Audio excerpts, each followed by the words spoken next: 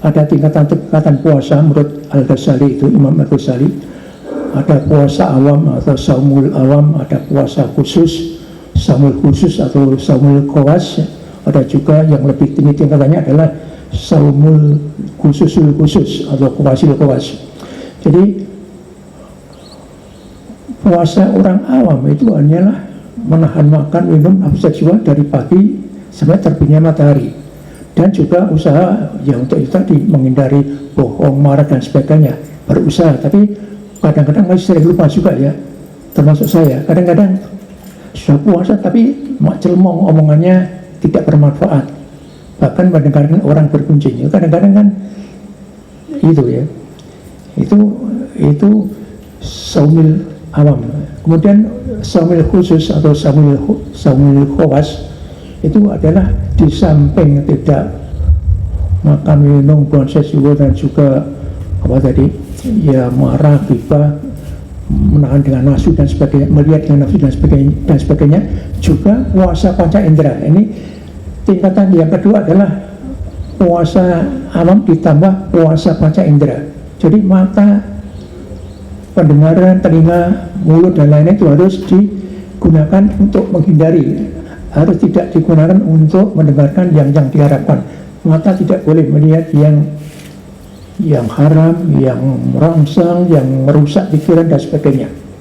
Itu puasa tingkatan kedua atau saumul khusus atau saumul khawas ya.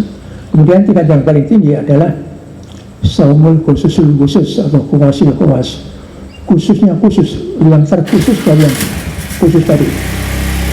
Di samping puasa yang orang awam ditambah puasa panca indera, juga hati ini dipuasakan. Hati dipuasakan tidak memikirkan, tidak minat hal-hal selain Allah atau selain hal-hal yang berkaitan dengan ibadah kepada Allah.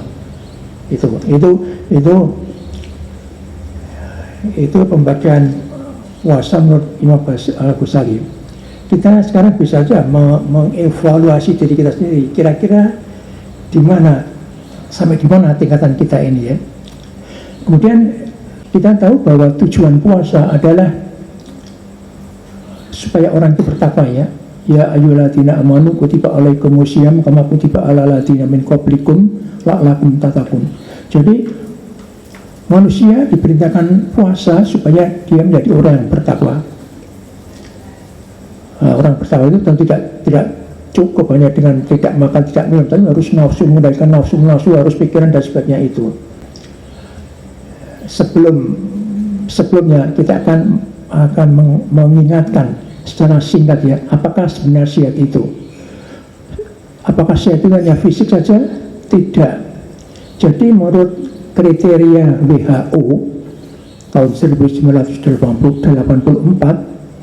bahwa yang dinamakan sehat itu meliputi sehat jasmani, sehat rohani, sehat sosial, dan sehat spiritual. Jadi sehat yang sempurna adalah jasmani sehat, rohani sehat, sosialnya sehat, spiritualnya sehat.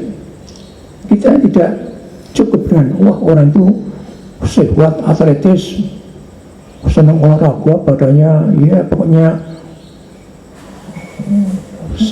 sehat ya, tapi dia pikirannya kacau, dia depresi, dia stres, dia punya kelainan-kelainan jiwa yang lain, itu namanya tidak sehat.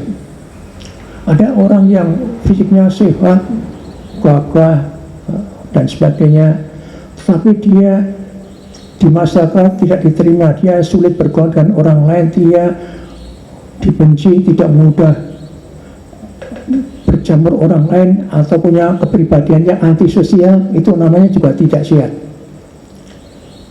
Jadi artinya sehat yang sempurna ya. Iya, kalau sehat fisik sepintas orang itu kelihatan sehat, tapi belum tentu. Nah sekarang kalau ada orang, atau insya Allah kita semua ya, orang itu punya iman yang baik, dia rajin beribadah, ikhlas beribadah dan sebagainya, atau ketapannya bagus, apakah itu sehat? Paling tidak secara spiritual sehat. Dan orang yang spiritualnya sehat, insya Allah badannya juga akan lebih sehat. Nah, sekarang kalau kita hubungan dengan kesehatan, puasa dan kesehatan, mungkin kita sudah sering dengar ya, suatu hadis Nabi atau pernah bersabda, sumu tasihu ya, berpuasalah niscaya kalian akan sehat, atau berpuasalah supaya kalian sehat. Kalau kita mendengar hadis ini, mungkin kita punya pikiran, oh kalau kita berpuasa akan masih sehat. Ya memang seharusnya demikian. Tapi ya itu tadi, orang puasanya tidak makan minum saja, tidak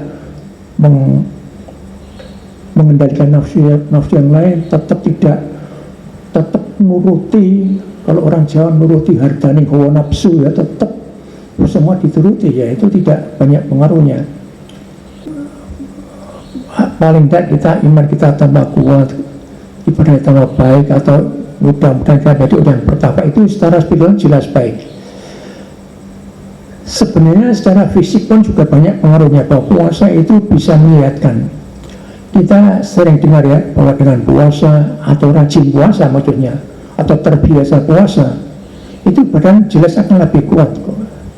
Jadi misalnya kalau orang lebih puasa, lebih sering berpuasa, hatinya tenang, pikirannya juga jernih, maka emosinya juga terkendali, maka faktor-faktor di dalam tubuh yang berkaitan dengan emosi akan membaik semua.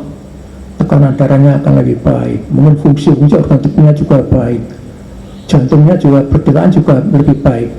Jadi terhadap kesehatan jelas lebih baik.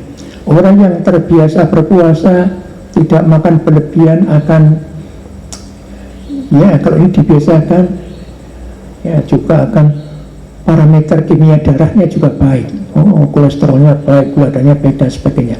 Jadi dengan kebiasaan puasa, tubuh akan mestinya akan menjadi lebih sehat. Tapi itu tadi ya, kalau orang puasanya tidak makan, tidak minum, tapi dia masih emosional, masih mudah marah, masih lain-lain, maka ya fungsi-fungsi saraf otonom dalam tubuh, saraf simpatisnya, adrenalin dan lain-lain masih terus bekerja, sehingga sekalipun dia puasa ya tetap darahnya tinggi, tetap mudah sakit mah dan sebagainya.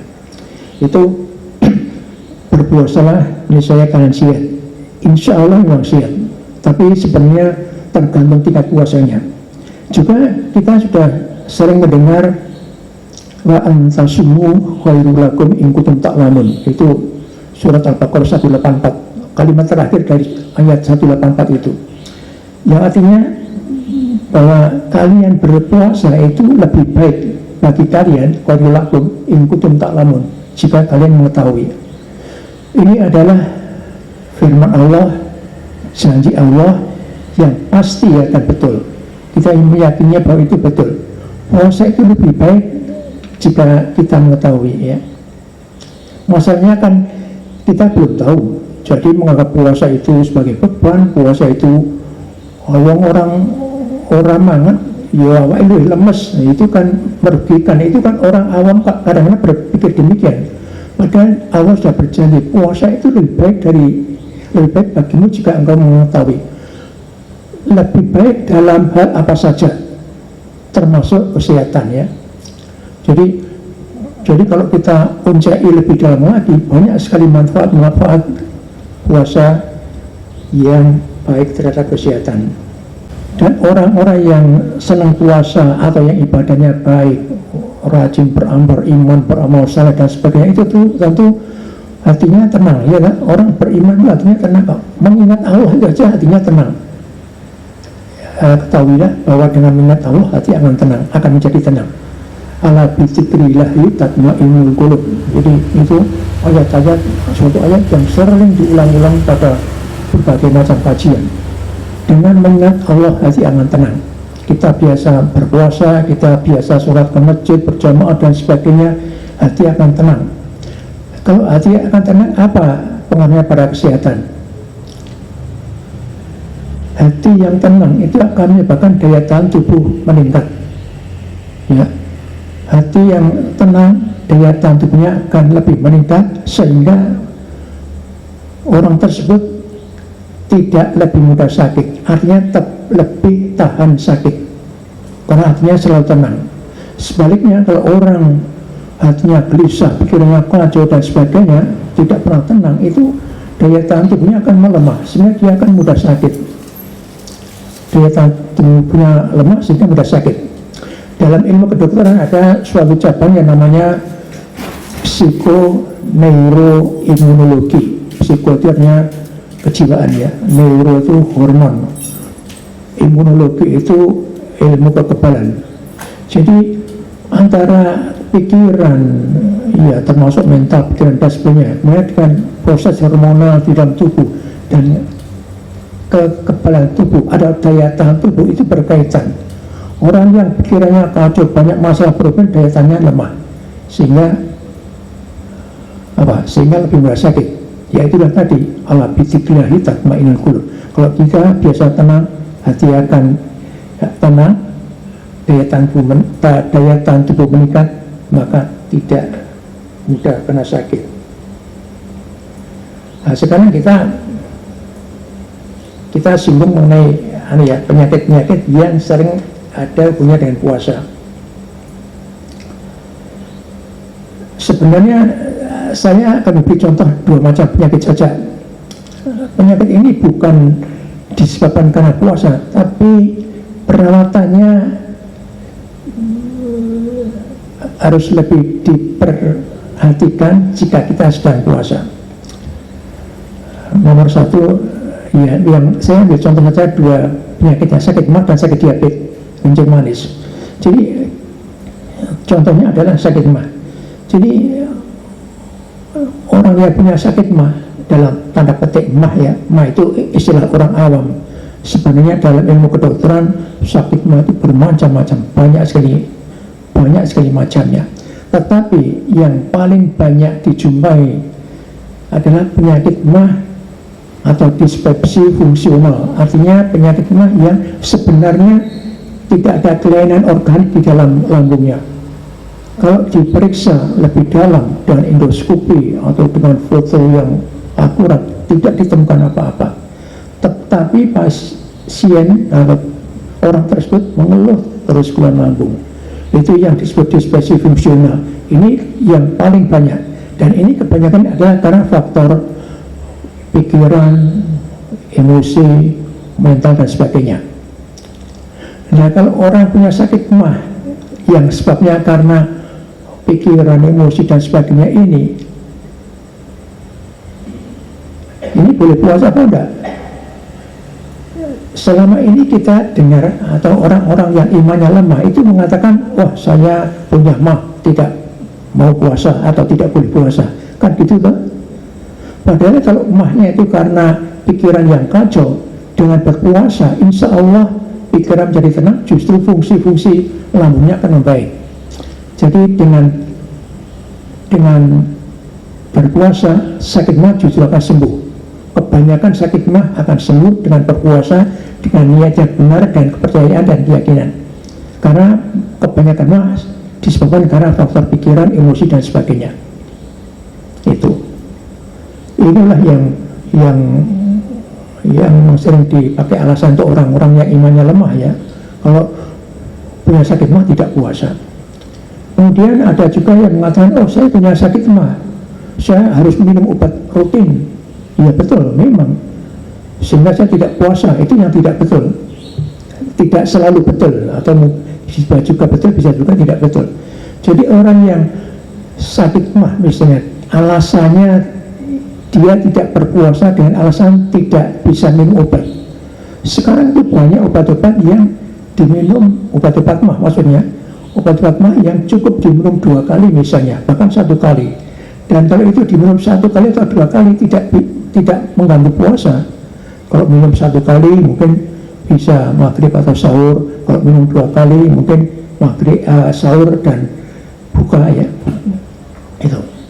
Nah itu contoh sakit mah yang selama ini sering dipakai sebagai kambing hitam untuk tidak berpuasa. Satu lagi adalah diabetes. Ini banyak sekali pasien diabetes itu banyak ya. Yang mudah-mudahan di masjid ini tidak ada. Tapi saya yang biasa ceramah di sini bertahun-tahun lama sekali, sejak 20 tahun yang lalu mungkin, kalau saya ceramah hari Minggu sore Itu banyak yang tanya, jadi menunjukkan bahwa banyak yang diabetes waktu itu ya. Mudah-mudahan sekarang tidak. Jadi untuk pasien-pasien yang punya diabetes, apa pasien diabetes tidak boleh puasa? Boleh. Jadi pasien diabetes tetap punya kewajiban untuk berpuasa, tetapi tentunya dengan syarat-syarat tertentu. Artinya diabetesnya tidak terlalu berat, diabetesnya obat yang bisa diminum hanya 2 kali misalnya ya, itu tidak masalah. Obat diabetesnya belum pakai insulin dengan dosis yang tinggi, belum ada komplikasi yang berat, yang macam-macam, itu boleh puasa, tetap puasa.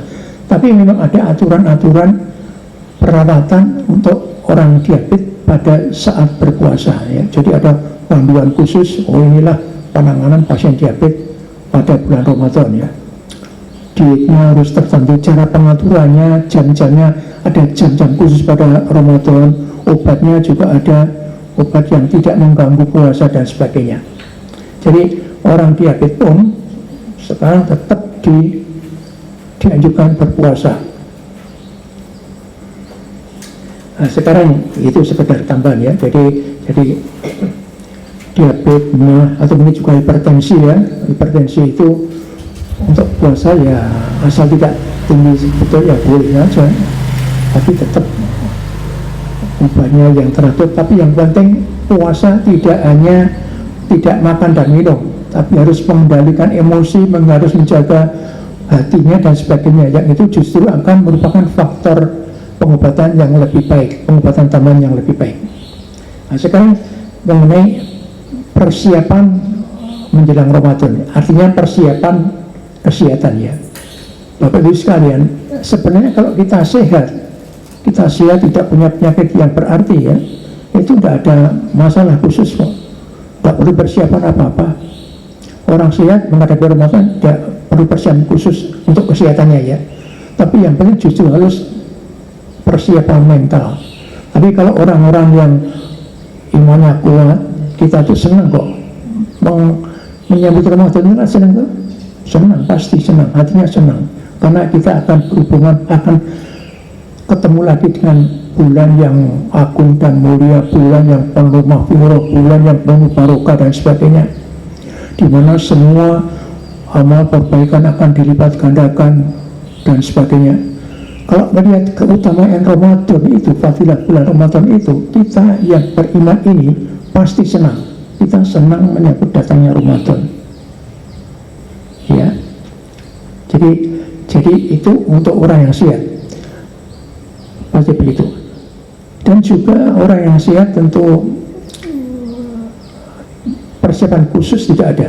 Memang kita dianjurkan latihan ya, supaya tidak kaget puasa penuh 1 bulan. Itu sebaiknya kita sudah terbiasa latihan berpuasa sebelumnya ya, kita sering berpuasa. Sebenarnya agama kita sudah menganjurkan gitu kok, sudah menganjurkan untuk kita sering berpuasa, terutama sesudah mendekati Ramadan ya. Kalau puasa Senin Kamis tengah bulanan itu memang seterusnya ya. Tapi mendekati bulan Ramadan itu puasa kita harus kita tingkatkan. Rajab, Sya'ban. Rajab itu kita dianjurkan untuk meningkatkan ibadah semua, termasuk puasa. Puasa harus kita tingkatkan. Sya'ban kita harus lebih sering berpuasa lagi, sehingga nanti pada saat Ramadan kita sudah betul-betul siap lahir batin menghadapi Ramadan. Itu persiapan untuk orang sehat. Nah, yang lebih perlu diperhatikan adalah yang bagi punya penyakit itu, orang punya darah tinggi, orang punya kencing manis, orang punya emah, orang punya sakit, bahkan orang punya sakit ginjal, liver, apa itu tidak boleh puasa. Ya, dalam penyakit-penyakit yang ringan orang sakit ginjal masih boleh berpuasa juga.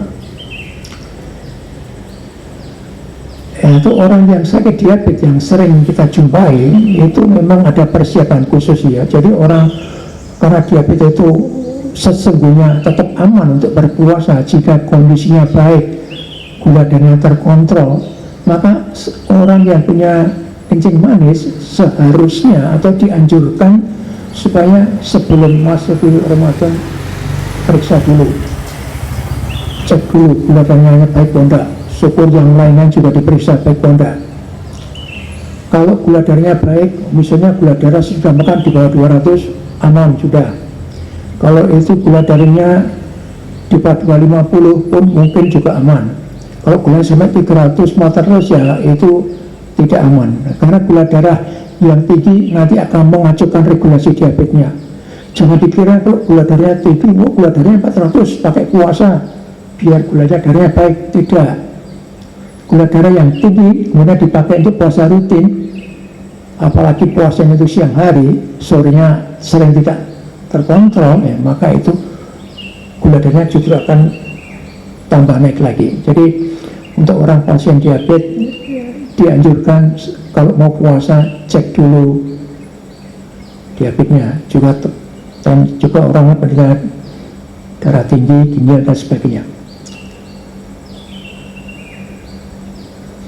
Saya kira kok itu yang bisa saya sampaikan, yaitu secara garis besar. Jadi pada intinya kita tetap harus mempersiapkan. Kalau persiapan secara mental jelas kita sudah siap insya Allah. Secara fisik bagi yang sehat tetap tidak terlalu perlu persiapan khusus, tapi yang punya penyakit kronis tadi. Saya kira ini yang saya bisa sampaikan. Saya mohon maaf jika ada kekurangan atau ada kesalahan, saya minta maaf itu dari saya. Tapi kalau ada benarnya, yaitu memang dari Allah, kita kembalikan saja kepada Allah. Itu yang bisa saya sampaikan. Saya tidak menutup kesempatan bagi yang ingin ini dianggap tidak jelas kemudian ingin berdiskusi dan jawab, meskipun tidak saat ini sudah hampir waktunya terbatas ya. Saya tetap di luar waktu ini atau di sela-sela waktu sholat, saya tetap senang jika diajak diskusi atau tanya jawab soal masalah kesehatan. Saya kira itu yang bisa saya sampaikan.